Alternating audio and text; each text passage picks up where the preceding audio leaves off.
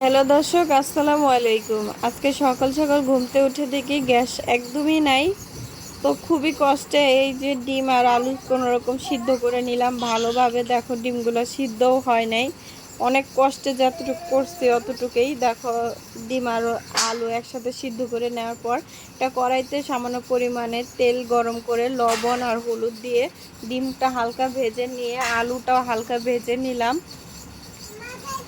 যেহেতু গ্যাস নেই অনেক কষ্ট, মানে কিভাবে যে দিনগুলো যাচ্ছে আল্লাহ জানে। কারণ রান্না করতে এত কষ্ট হয়, যেহেতু গ্যাস থাকে না, ঢাকা শহরে বাড়ি। গ্যাস যদি না থাকে তাহলে কিভাবে রান্না বান্না করা যায়, অনেক কষ্ট হয়ে যায়। তো দেখো এখন ওগুলো ভাজে নেওয়ার পর উঠিয়ে নিচ্ছে। আর এখানে একটু তেলের মাঝে তেল রয়ে গেছে, ওইখানে আর একটু তেল দিয়ে পেঁয়াজটা হালকা লবণ দিয়ে ভেজে নেওয়ার পর এখানে আমি আদা রসুন দিয়ে দিলাম। আদা রসুনটা হালকা ভেজে নিব। তো এখানে দেখো হলুদের গুঁড়া, ধনিয়ার গুঁড়া, জিরার গুঁড়া। আমি এখানে কোনো মরিচের গুঁড়া দিব না, যেহেতু আমার ছেলেদের জন্য তরকারিটা রান্না করব, ডিম আলুর তরকারি।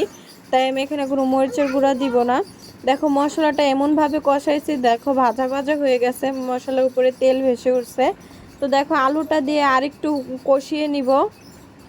কষিয়ে নেওয়ার পর দেখো এখন এখানে পানি দিয়ে দিলাম। পানির পরিমাণটা অল্পই দিছি, কারণ এখানে যেহেতু আলুটা আদা সিদ্ধ ছিল এই কারণে। আর এখানে দেখো ডিমগুলা দিয়ে দিচ্ছি। তো এই তো দেখো ডিমগুলা দিয়ে আরও কিছুক্ষণ নাড়াচাড়া দিয়ে আরও 5 মিনিটের মতো রেখে দিব, কারণ ডিম আলুর ভিতরে যাতে ভালো করে মশলাটা যায় এই কারণে। আমি কিন্তু এখানে আর কোনো পানি দিব না, এই পানি দিয়ে আমি রান্নাটা কমপ্লিট করব। আর এখানে সবশেষে এখানে জিরার গুঁড়া আর হচ্ছে গরম মশলার গুঁড়া এগুলো দিব। এখানে সব মানে রান্না করার যত উপকরণ আছে মোটামুটি সব উপকরণই দিয়েছি, জাস্ট শুধু গুঁড়া মরিচ কাঁচামরিচ বাদ দিয়ে করছি।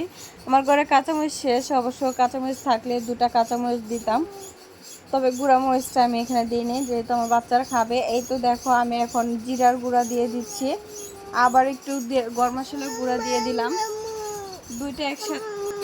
তো তরকারিটা হয়ে গেছে, এখন আর জাল করব না, একদম মানে মাখো মাখো ঝোল হয়ে গেছে। তরকারিটা ভোনাও না আবার ঝোলও না, এমন পর্যায়ে আমি এখন নামিয়ে নিব। কারণ এর চেয়ে বেশি শুকালে আমার বাচ্চারা খেতে পারবে না, বেশি শুকনা মানে তরকারি হয়ে যাবে। তো এই তো তরকারিটা হয়ে গেছে, তোমরা ভিডিওতে দেখতে পাচ্ছ কালারটা খুবই খুবই সুন্দর একটা কালার চলে আসছে। আর আমার যেহেতু বাচ্চারা আমার ঘরে থাকে, বাচ্চাদের শব্দ তোমরা হয়তো ভিডিওতে শুনতে পাবা, খারাপ মনে করো না। তোমরা যারা বাচ্চাদেরকে বেশি ভালোবাসো তারা এই ভিডিওটি দেখে হয়তো ভালো লাগবে। বাচ্চাদের কিচিরমিচির শব্দ মানে অনেকে ভালো পায়, আর যাদের কাছে ভালো না লাগে তো আর তো কিছু করার নাই। এত তরকারিটা হয়ে গেল। দেখো আরেকটা চুলাতে আমি তেল দিয়ে দিলাম, এখানে একটু তেল আগের ছিল ডিম ভাজা, আর এখানে দেখো একটু তেল মিলিয়ে নিলাম।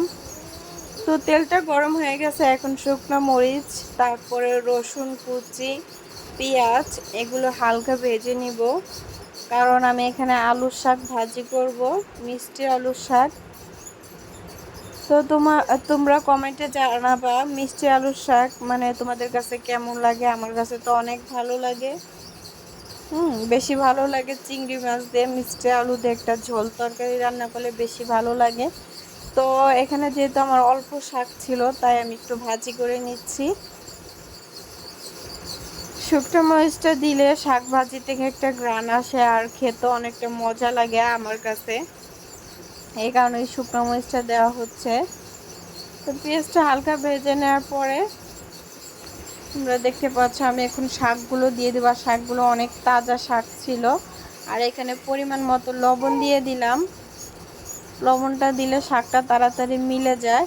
আমি কিন্তু এখানে শাকটা একেবারে বাগার দিয়ে দিছি, আমি কিন্তু আগে শাকটা পানি দিয়ে সিদ্ধ করি নেই, কারণ পানি দিয়ে সিদ্ধ করলে আবার বাগার দিলে শাকের কালারটা নষ্ট হয়ে যায় আমার কাছে মনে হয়।